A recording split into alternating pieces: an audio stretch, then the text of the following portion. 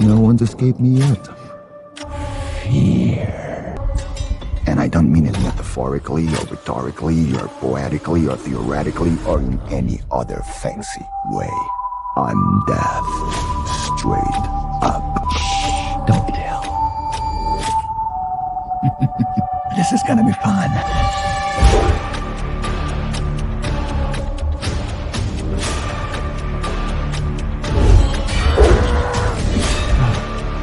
I just love the smell of fear.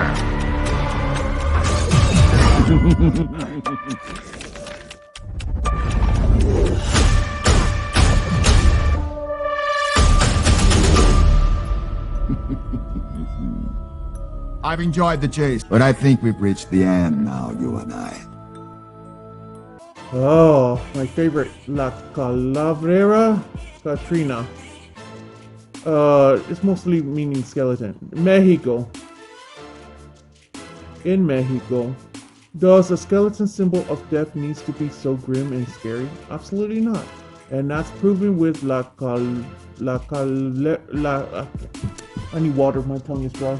La Calavera Catrina.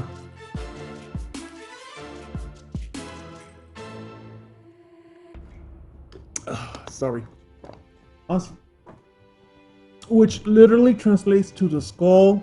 That's what I'm saying, that's skeleton. The skull Catrina. But it's sometimes called the dapper skeleton. The personifications of death in Mexico culture can be traced back to the Aztec death goddess Machecatchihuat. I can't pronounce shit today, I'm sorry. But the modern Catrina was inspired specifically by an etching by Jose Guadalupe Posada in the early 20th century. La Catrina forms a strong contrast of the Green Reaper, as she wears a bright colorful clothing and is far less threatening. She is now specifically associated with Dia de los Muertos. Dia de los Muertos, Day of the Dead. Today, La Catrina is understood as a tribute to Mexico's unique, intimate relationship with death.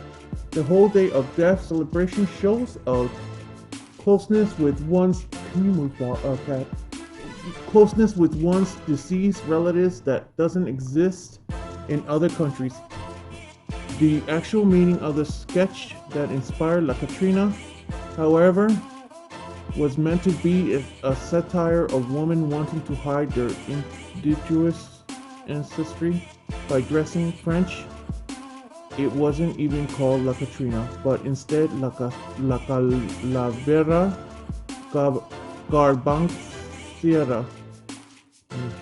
But the image was popularized in a mural by the painter Diego Rivera, and is now a symbol of celebration of Mexico and of course of death. Like I said, if you guys want to know more, there's books out there. There's also Google search. But death has many forms, he has many sects, and he's got many meanings. But one thing is for sure, no matter what you do, you might buy yourself time, but he or she will come for you.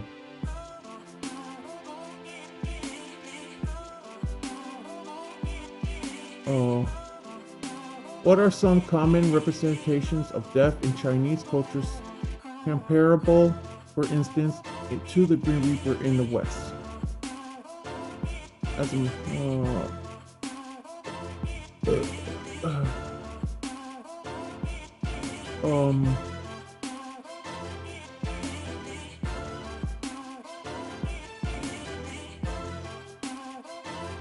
in Chinese culture, death is often represented by the deity King Yama. Okay, we already read this though, about Yama, didn't we? Known as Yama, the Lord of Death, he is often portrayed as a fearsome figure wielding a staff, and it's said to preside over the underworld and judge the souls of the dead.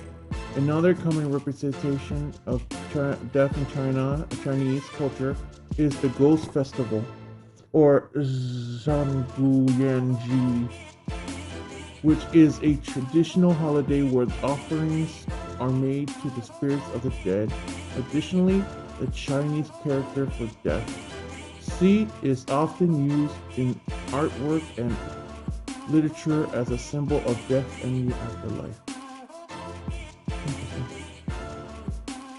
In Chinese culture, by which I mean the main part of the modern Chinese culture, hell is a bunch of government and wish in heaven. It mainly functions like a police agency, and meanwhile it also shows some autonomy. This means there are two governments, one in heaven managing people's daily life, and the other one in hell managing people's in the afterlife. The top official of the hell government is Yama. A concept Japan borrows into its culture makes Yama doesn't run around collecting people's soul in person.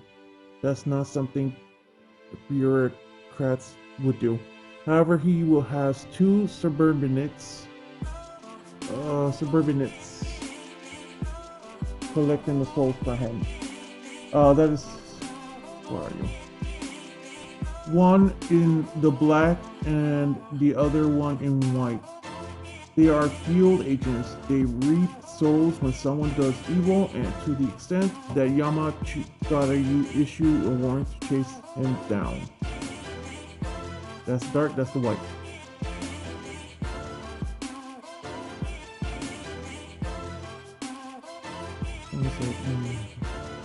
I think for most of us, the first thing that comes to our mind must be Habibi.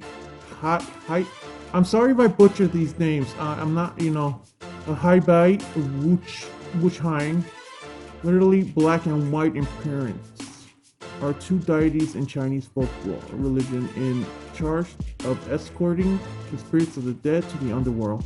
As their name suggests, they are dressed in black and white respectively. Back in the 90s, there was a popular Chinese TV series, The Legend of the White Snake, featuring them in one episode. Haibi Wuchang believed Zhu Zian, one of the main characters, was nearly dead, so they came to capture Zhu Zian. Man, these names are brought into the underworld. So they made a series for these deaths. Okay, there are this pair of official from the underworld in Chinese Toxium culture who are in charge of capturing spirits in the underworld to the underworld so that they can be judged based on the deeds that they did when they were alive. They are called black and white in appearance. Not sure if that's the correct translation. They are often depicted as being dressed in white and black and wearing high hats. That must be something scary to look at when you're dying.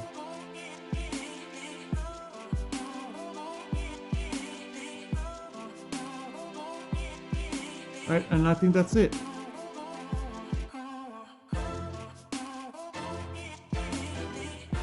You can read more about other cultures. All you have to do is Google search. I would like to thank you all for taking this opportunity and allowing me to teach you some parts of death in many cultures. Hopefully this will give you inspiration to go and look up for more. Please do not mock or make fun of death. He is not something you want to mess with or piss off. Have a good and blessed day. You know we will meet again, right?